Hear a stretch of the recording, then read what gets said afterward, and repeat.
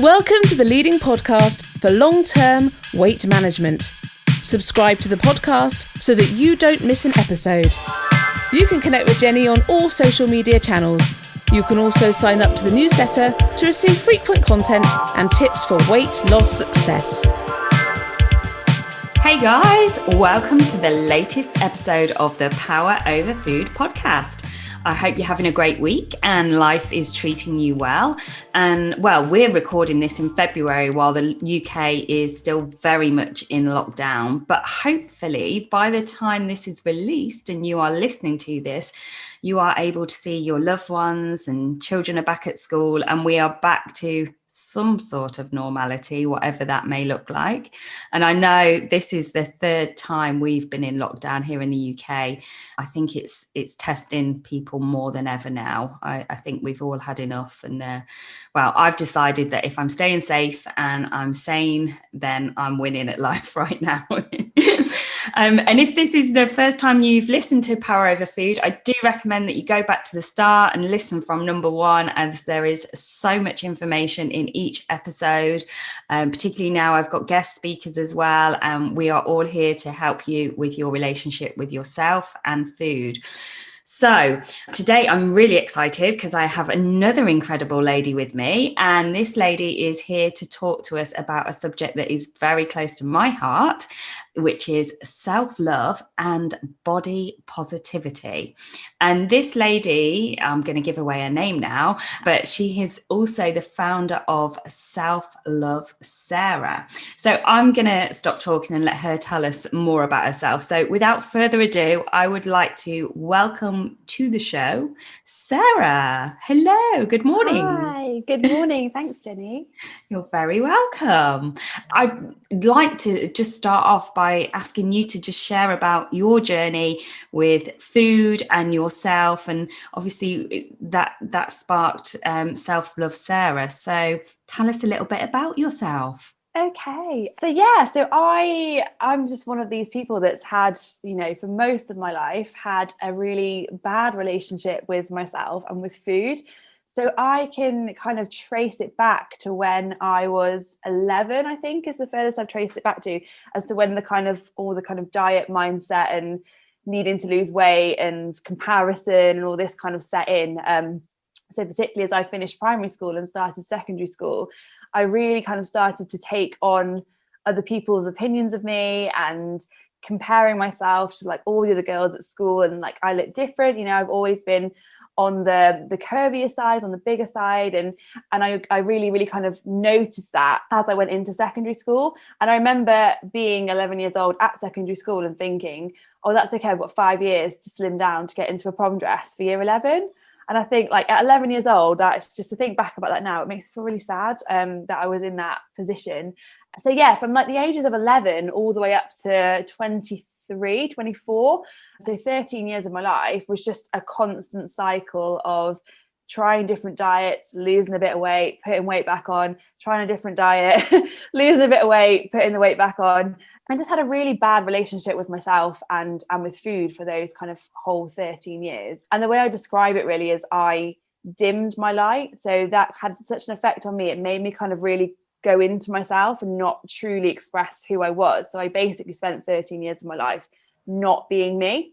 So I kind of was always just trying to be slimmer, always trying to kind of look like what other people look like or what society kind of deems that I should look like. And it was a real battle. It was a real kind of struggle for those whole 13 years, like all the way through school, through university, and then into kind of like my job. So I got into a job that I just really didn't enjoy, but my self-esteem was kind of so low that I just stayed there and just kind of thought, well, this is your life. This is what you kind of deserve. Like, so that's the food was, it just had all these other issues underlying with it, like self-esteem and self-confidence and just kind of me living the life that I didn't want.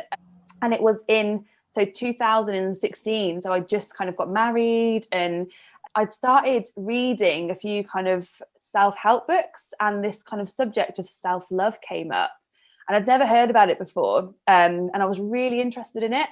And the more I kind of read about it, the more I just was like, oh my gosh, it's like this person writing this is in my head. Like, this is exactly how I feel about food, about myself. So yeah, it was a real kind of catalyst, a real kind of turning point for me. And the more kind of research I did about it, kind of people I followed that were talking about it, the more books I read about it. I went on retreats by, you know, people that were talking about it. And it just started to resonate with me more. And it really, really was a life changer when I kind of embraced this idea of self-love. I quit the job that I hated. You know, I just got rid of it, just left, didn't look back. I stopped dieting for good.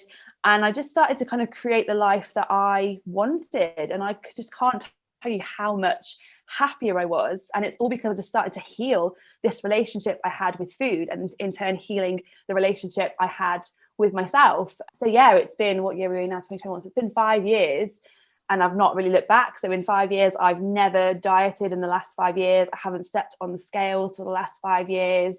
Just have a really kind of positive relationship with myself and my body.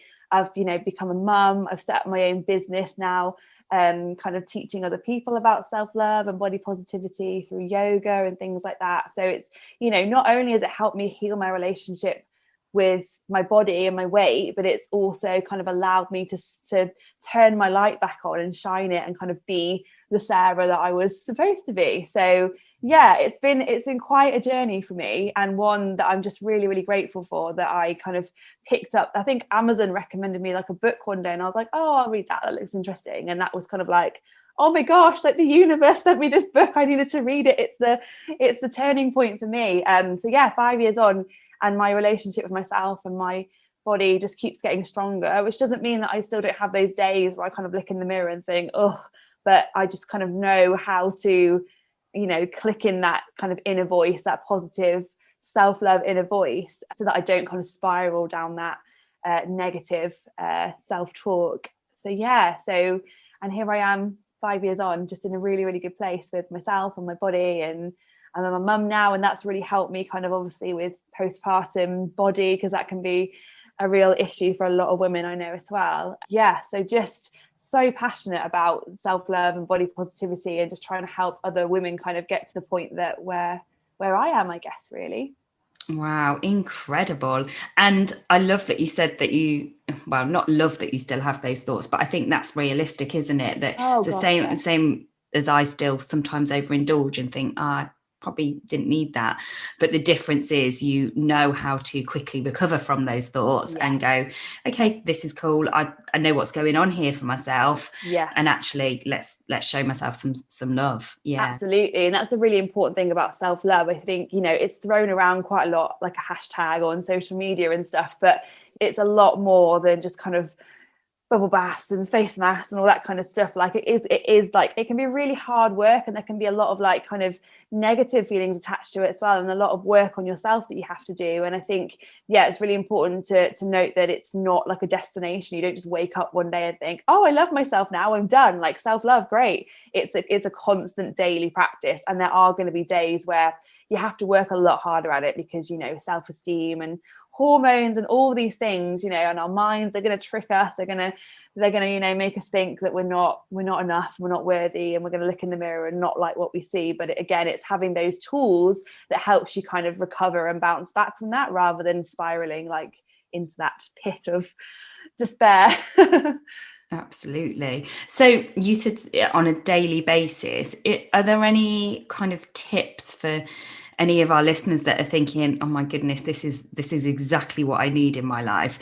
What did you start off doing? What are the really basic things that you started doing to help that turn for you? Yeah, so really, really basic things. I think the first thing was just like, particularly with social media, just what you're consuming.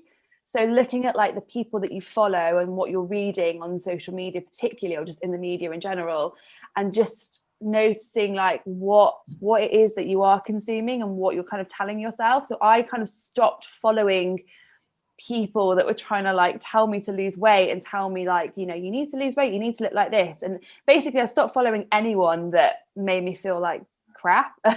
And I'm hoping I'm allowed to swear on this podcast. Yeah, I just kind of stopped following people that made me feel really bad about myself and started following people that made me feel really good about myself. So that's a really good place to start. And of course I can share some people who are great to follow on social media, but just and following people that look like you, that look like your body type, and people in larger bodies that actually kind of get some body diversity out there. So that was a big kind of step for me, just looking at who I was following and following people that inspired me.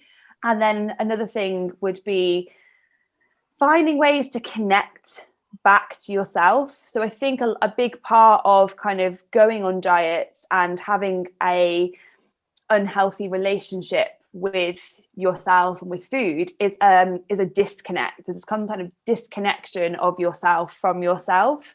So for me, it was all about kind of getting back into my body and finding ways to connect back with my body. Yoga was a massive part of that for me. For me, yoga literally means union. That's what it translates to. And for me, it was just finding that connection back with myself. And I'm not saying everyone go out and do yoga. I mean, obviously everyone go out and do yoga, it's great, but it's finding what makes you feel connected to your body. So it can just, for some people that's running, some people that's yoga, for some people that's, just self-care, like moisturizing, like, really looking after your body, in those pampering yourself. Lots of different ways you can do it, and it's going to be different for everyone. Like, I think an important part about self-love, it's your journey. There's no kind of one way to do it. It's going to look completely different and feel completely different for everyone. So yeah, those would be kind of like my two biggest tips. Is one, just make sure the people you're kind of following on social media are inspiring you and making you feel good about yourself. And yeah, two, just finding ways to reconnect with yourself and really find out kind of who you are again and find that connection back to your body. I love that. And the social media tip, I think, is really good, because I noticed a few weeks ago that my feed was full of people following a certain diet, and this diet was I won't name and shame, but this diet was teaching them to have things like biscuits on top of their porridge. Looking at biscuits on porridge every morning is actually not really helping my relationship with food. And you've got all these, your thoughts just attach onto this. Well, how are they eating that, and how are they losing 3 pounds a week and eating biscuits on their porridge? And if you allow yourself, and again, I'm in a place like you where I can kind of go, Jenny, let's just step back from this. And I know instantly where these thoughts can lead and what's a logical thought. But for many people out there that are really struggling, they are, like you say, you often follow people that you think is helping you, and it's really, really not. Exactly. And that's a great self-care practice, just that unfollow button. It's so good. Like you said, like, these people aren't supporting my relationship with myself and food, so just unfollow them. And I know, like, some people find it hard with like family members or friends that they know that are like kind of following these practices, and like that's really tricky, because you're like, well, I don't want to unfollow them because they're my friend or they're my family member. But then don't forget, there's also a mute button on social media, so you don't have to unfollow them. You can just mute them, so you don't have to see their posts in your feed. So yeah, there's loads of different ways where you can kind of do that and just kind of really limit or kind of filter what you want to see on your social media. Yeah, absolutely. Body positivity. Any tips for any of our listeners that would like to be more positive about their body?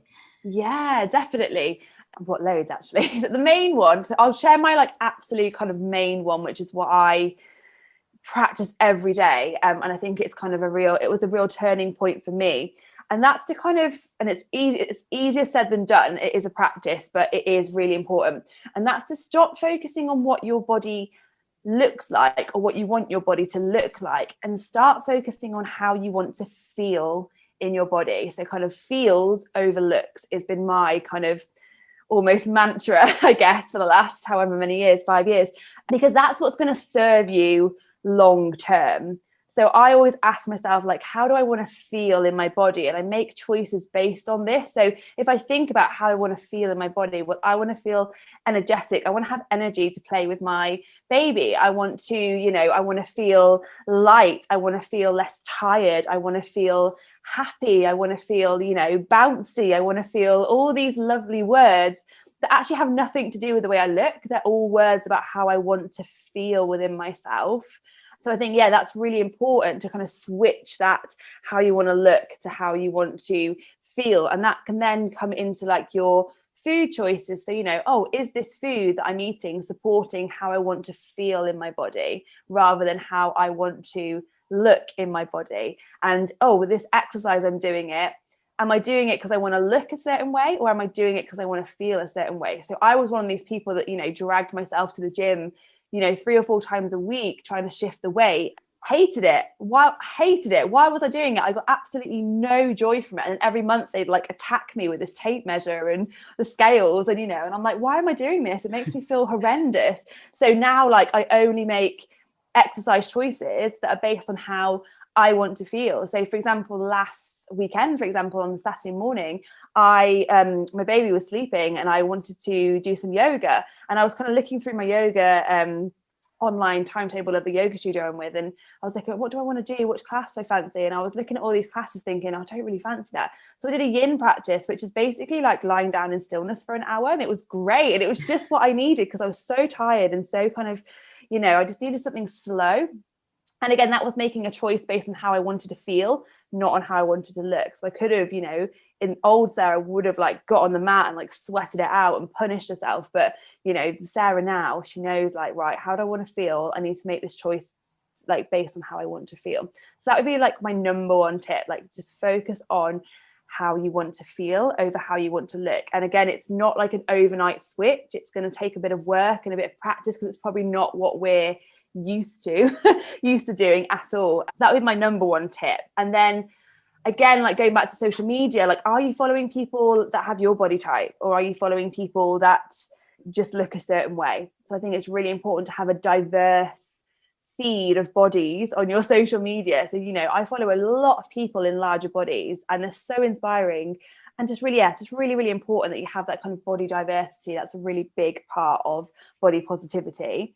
Also having like a self-care toolkit that's specifically for your body. So, you know, things that you love to do that feel great for your body. So like, I love taking baths. So I have like all my really like fancy bath products in a box, and my fancy moisturizer, and, you know, all these lovely things that you think are going to really help you when you're having those kind of bad body image days where you're not feeling great about your body. So you've got this kind of little toolkit that you can just pull out and think, right, this makes me feel great in my body. It's finding that connection, like how can I connect back to my body? And that again might be going for a run for one person, it might be having a bubble bath for another person. So lots of different things that you can do there, but having that specifically for your body for those kind of bad body image days, I think is really important.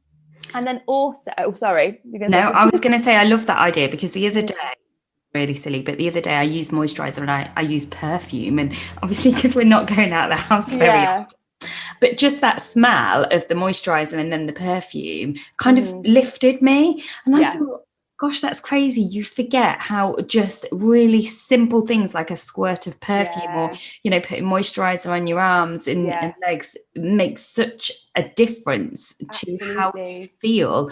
But we discount these, and I think we said before it might have been on before we recorded, but how the word self-love is bandied about, and it's like, oh yeah, go and have a bath or go and moisturize, and we kind of go, oh yeah, but actually really simple things like that just gives you that time to be you and to have that space you need, and as you said, give your body what it needs to feel good. Absolutely. And we talked about that, didn't we, a little bit before, about how, like, you know, self-love is kind of thrown around like as a hashtag and stuff, but really, like, self-love is personal to everybody. It's going to look completely different for each person. So self-love for you might be going for a bubble bath, or it might be going for that run, or it might be, you know, sitting on the sofa and watching Netflix. Like, it's going to be completely different for everybody. So it's really important that we kind of have our own little toolkit that's really personal to us, and it's not kind of influenced by other people, but it's what makes us feel good in our body. Like every night, like when I take my makeup off, when I've like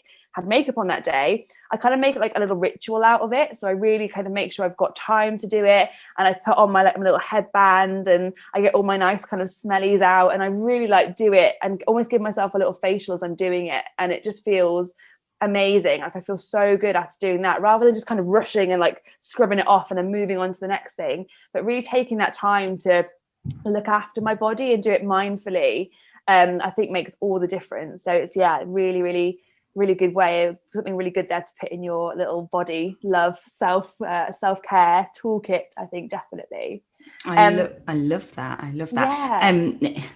Think about facials. I'm following, actually, I've already interviewed at Kaz Talks on Instagram. Okay. And she's been doing lymphatic facials, and it's in her feed. But I did it the other night with her. She was doing a live, and the difference it made. And she's encouraging you to take a before and after picture, because your skin and your face looks so glowing afterwards. Yeah. But it was also so relaxing, and you could almost feel your skin just purifying, if that's the right word. So there's a lot of people doing that at the moment. Like I've done a couple of Zoom facials where, you know, the practitioner will actually send you like the samples in the post, and then you like come onto Zoom and you all do it together, and that's been really, really lovely. And I've got a friend that does face yoga as well on a Friday evening. So you can do like face yoga on a Friday evening. It's great. So yeah, lots of great ways to look after yourself there. The one other thing I will just mention as well, as a really good tip for body positivity, is thinking about the words we use when we compliment both ourselves and each other. So quite often, like, you know, it's, oh, you look beautiful, you look pretty, oh, you look so skinny, like all these things. And they're all to do with how we look, aren't they? They're all to do with how we look, but it's using different words to compliment people that have nothing to do with how they look. So it can think, oh, you look really happy today. Oh, you know, you're glowing today. Oh, you know, you just look like you've got so much energy today. It's like using, like, thinking of different ways to compliment people. That's not, you're doing such a good job, like, you know, things that aren't have you're nothing a great to do. mummy. Exactly, you're a great friend, you're a great mummy. Like thinking of ways to compliment people and ourselves that have nothing to do with the way we look, I think is really important as well, because quite often it's all about how we look, and that can be like, and then, you know, we think that we only deserve compliments when we look a certain way, but actually, like, we deserve compliments for exactly how we are right now. You know, so I think that's a really important one as well. I love that one. Fantastic, thank you. You're welcome. Have you got any more? Because I'm conscious I keep interrupting you. Have you got more? I think I've meant, well, I'm sure I'd have millions, but I think the main ones I wanted to mention, I think I have mentioned them, but if I do think of any more, of course I will drop them in. Fantastic. So lots to think about there for self-love and body positivity. And have you got any other tips, if there's anyone listening that is just thinking, oh, I'm really, really struggling with this one, just one little thing, one small thing they could do each day for themselves, aside from the unfollowing, just maybe it's they fit it in with their morning routine or their evening routine. Just positive self-talk is a massive one. Positive self-talk. So I like to think of it as we have this kind of inner critic who's very, very loud and likes to speak a lot. And then we've got this inner best friend who we kind of choose not to listen to very often.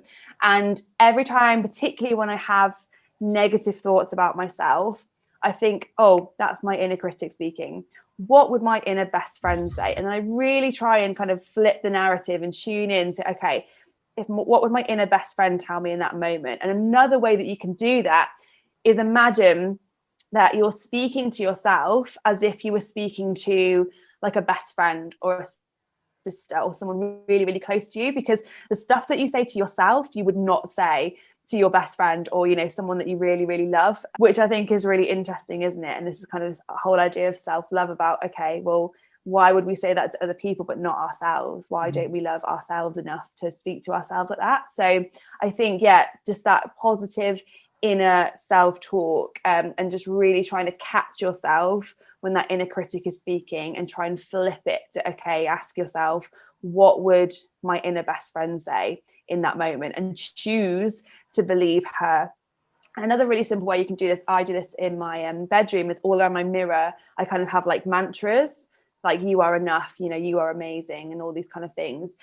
Just things that I want to hear on a daily basis. So when I'm getting ready in the morning, like I can just read them and just set myself up for the day. Or if I'm having like a bit of a inner critic moment, then I'll just go to my mirror and have a look and just remind myself of my mantras and that positive inner self-talk. And again, it's not just going to happen like that. It's a practice, but once, you know, it's like anything, if you practice it daily and practice it often enough, it gets a lot easier. And then you can really do it kind of when you're out and about and you haven't got that mirror nearby, you haven't got those mantras, and think, oh no, this is my inner critic speaking, I'm going to flip it now to my inner best friend. Yeah, definitely. I call that inner critic the sloth brain. I love that. And I think I came up with that when I was Googling what was a really lazy creature that's a bit smelly and not. I came up with a sloth brain. But I actually recorded a video the other day for my online course about the sloth brain. And I've decided that, well, actually, it's there to protect us, isn't it? Because that inner critic, or the sloth, it doesn't want you to be in a situation where you're uncomfortable or feel silly, or it would be that brain that stops you going into the lion's cage because it's dangerous. It'd go, no, don't do that. But also it stops us doing things that actually might be really good for us, but a little bit out of our comfort zone. So it might be, no, don't do yoga because you'll feel silly and you won't be able to do the poses that everyone can do. So it stops you. And it's like, actually, hey, come on, sloth. Like, actually, this could be really good for me. And sometimes it is just about having that conversation. And I think in my video, I actually invited my clients to maybe rename it as something really positive, because I've always called it the sloth, literally until the last 2 weeks. And I've thought, what if that was Awesome Jen? Awesome Jen is trying to protect me. Hey, Awesome Jen, look, I know you want me to eat the rubbish food, but let's just remind ourselves how that makes us feel, really, you know. And it's like you say, you wouldn't talk to your best friend that way. Exactly. So I've got a friend that does that. She's got different names for like the voices in her head. So like the one that kind of like talks to her, I can't think what she calls them now, but it's name, you know, like Vera or something, or like, no offense if there's any Veras listening, but you know, she names them like just really like common names, just like, oh, that's Vera talking, do one, Vera, I don't need to listen to you today. And it's so great. I love it when she does that. It's brilliant. That's fantastic. I love that. Yeah, there was something I heard the other day, and it was negative Nancy, but my little girl's called Nancy. I was like, oh no, Nancy is definitely not negative. She's a happy little girl. Yeah.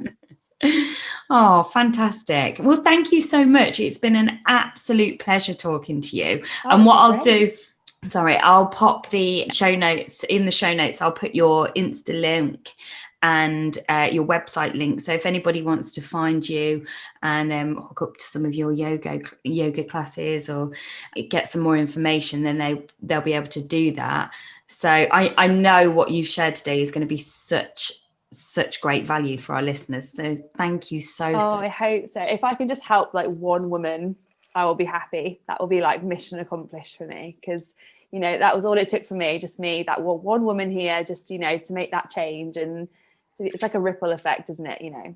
Definitely is. Can you remember what the book was that you read? Yeah. So the book that was the game changer for me is called The Goddess Revolution, and it's by a lady called Mel Wells. Yeah, and it's just kind of all about, that was the book that I read, and I was like, it's like I've written this book. Like I could have said these words, and it's all about your relationship, healing your relationship with food. And it's brilliant, and it's in like really kind of short little bursts and chapters. It's really easy to read, but yeah, she talks a hell of a lot of sense. And she even has like an Intuitive Eaters Academy as well online, like it's all about intuitive eating. And yeah, she's fab. So I highly recommend that book. And also Body Posy Power by Megan Jane Crabb, who on Instagram is known as Body Posy Panda. She is fabulous, and I would highly recommend giving her a follow and checking out her book as well. There's so many different people I could share. I just want to mention I Weigh as well. So on Instagram, I don't know if you follow it, but there's it's by Jamila Jamil, and she's got a kind of community called the I Weigh community. So it's just at I Weigh, and it's brilliant. It's really, really kind of body positive, very, very diverse. So yeah, those are just a few. I could just literally talk for an hour about people to follow, but I'll mention those ones for now. Yes, so I would highly recommend those people. And that book, The Goddess Revolution, is a really, really great place to start. She's got a second book as well called Hungry for More, which really, really kind of unpicks your eating behaviors and where your relationship with food comes from. So yeah, definitely go and give those a follow, check them out. Brilliant. I will see if I can find those and then pop the links in the show notes as well. Oh, brilliant. Thank you. Amazing. Thank you so much. Thank you again to Sarah. That is it for today. Don't forget to reach out. I always love hearing from you. I've had a message this morning from a lady that's doing really, really well with her relationship with food, and she shared some of her wins with me, and it's just so great to hear, to know that some of the things we're talking about you are putting into practice. So please do keep sharing. Don't forget, you can connect with me via all social media channels. You can join my Power Over Food Mastermind group on Facebook. And finally, there are thousands of people struggling out there with their relationship with food, and I would love for you to share this podcast with them so that we can help as many people as possible. So if you haven't done so already, please share. Please leave me a review, a comment on how you're getting on if you're listening on iTunes. And that's it. Enjoy the rest of your day, and I will see you in the next episode.